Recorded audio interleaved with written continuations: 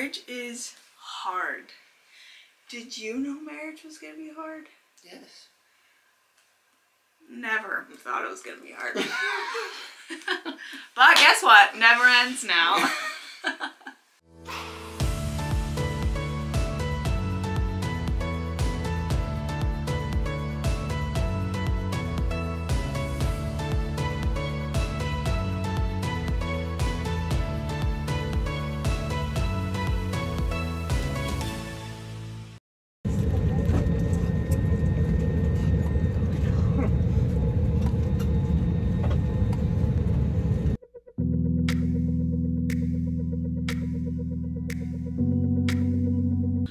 So I was editing videos and our Florida trip was so fun, but the last few days we didn't film anything because we were fighting a lot. We had a big disagreement, a big blow up, and for like 2 days we basically were separated.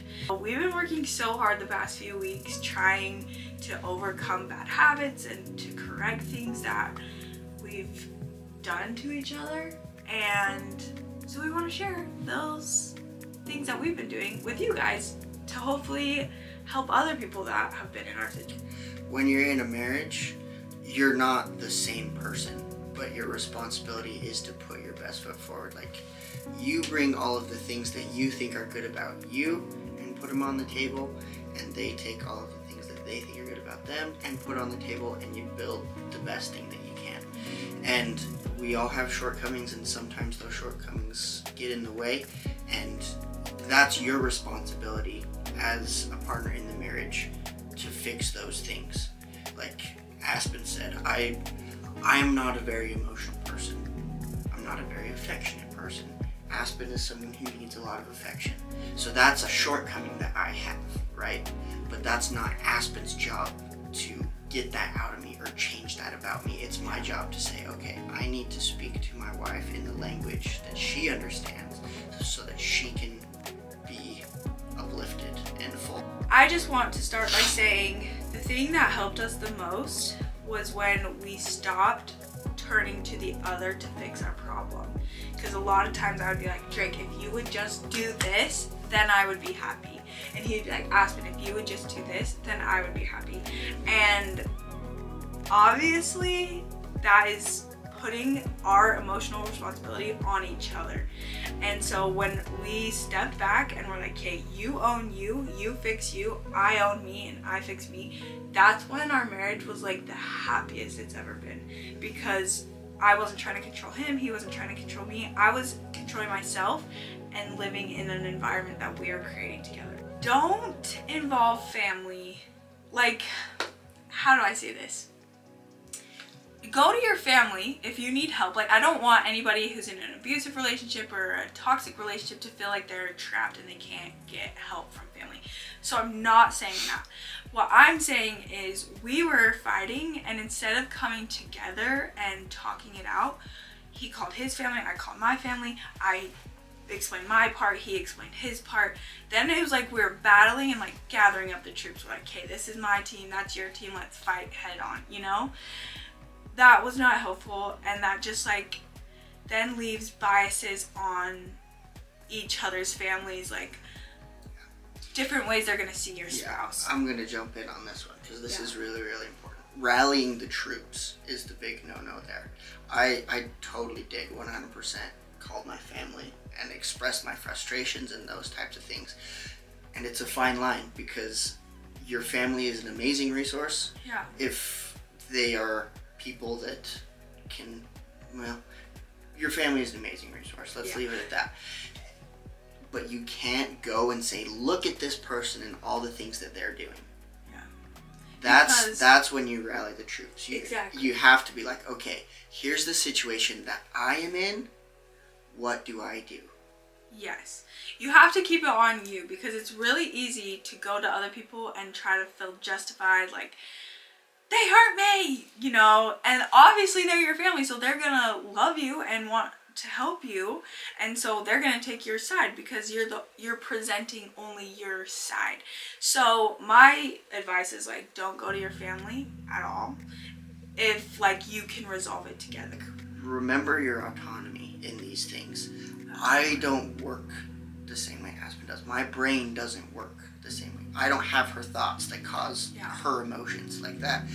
That is not something that I will ever know or ever experience.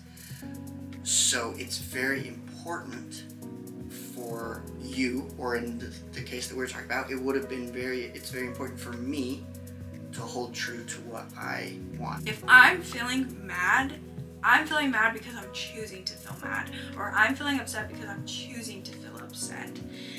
And it's all my feelings are coming from my thoughts. So for example, we were like fighting and I just kept telling myself, I'm like, maybe we aren't good for each other. Maybe we weren't supposed to be together.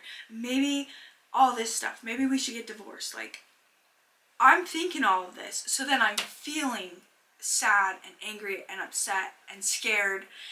And I don't want to feel that way. So I'm like, okay, I gotta run. I gotta hide. Like, I gotta get out of this situation. And so your thoughts are your feelings. Your thoughts make you feel a certain way. So if I'm feeling mad or angry at my husband, then I need to stop and be like, hey, what are the thoughts I'm telling myself right now? And then go through that and own my thoughts and be like, hey, I'm thinking that. Is that true? And when I did that, I was like, do I want to get divorced? No. I love Drake more than anything. And I chose him. And we have this beautiful life we've made. And just because we're in a disagreement doesn't mean I can just leave. So how I came to this conclusion, because clearly didn't come to this on myself. I've been listening to the podcast by Natalie Clay. It's called Couples Coaching with Natalie Clay. It's amazing. It literally changed my life. Like, I listened to it overnight. It was like done. So amazing. So I'm gonna link it below. Check it out. This is not a sponsor, by the way. She doesn't even know I exist, but I think she is amazing, and her podcast is just so straight to the point, and like, I just listen to them over and over and over again. So I've been doing that. And another thing I've been doing is meeting with a life coach and a therapist to help me break down my thinking and all of these things. And so I just want to throw out there, if you are struggling in your marriage, go to couples counseling, go to therapy, go to life coaches, do whatever you need to, because I remember growing up, I was like, oh my gosh, like, therapy's so bad. If you need therapy, if there's something wrong with you or whatever.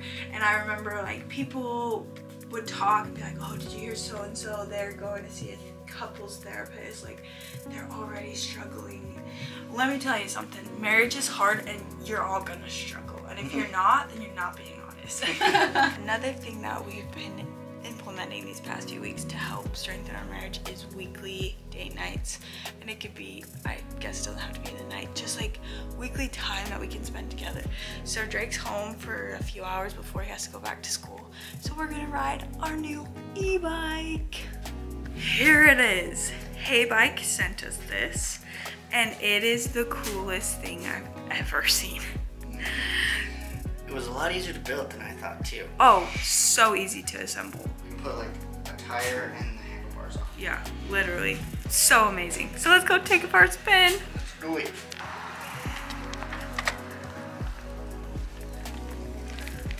And she's off.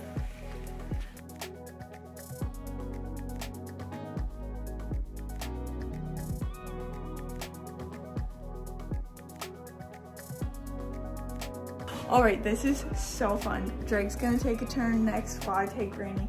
But something that I love about this is the brakes are incredible. As you can see, they have hydraulic disc brakes, which is amazing for stopping in literally any condition. So you don't have to worry. If it's raining, snowing, sunny. Drake really wants a motorcycle and I'm terrified of motorcycles, so this is the closest thing to it. Oh, jeez. Because it also has a blinker, just like a car. The blinker is amazing, front and back. Okay, babe, you ready to take it for a ride? So ready. Take our daughter. She's gonna give this hydraulic suspension on the front fork a whirl. Ooh, I didn't even notice that. That is fancy. So it helps with any road that you're on to reduce the bumps. How how fun. Okay, Rainy girl, come here so Dad can go. Have fun. So there's just a quick, I don't even know. Fix all of your marriage problems in 10 minutes. I don't even know. No, This not has that been a at all. long time coming. Like the past 2.5 weeks we've been working on this, and so we just really felt like sharing with you guys some tips that helped us. So Yeah, 2.5 weeks of a solution. It was like probably close to 2 years of building up to finally figuring out how to even start a solution. Yeah. So, but you can do it. If we did it, you can do it. Because life is hard, man. Life is hard. Marriage is hard. But life is out there, so go live it.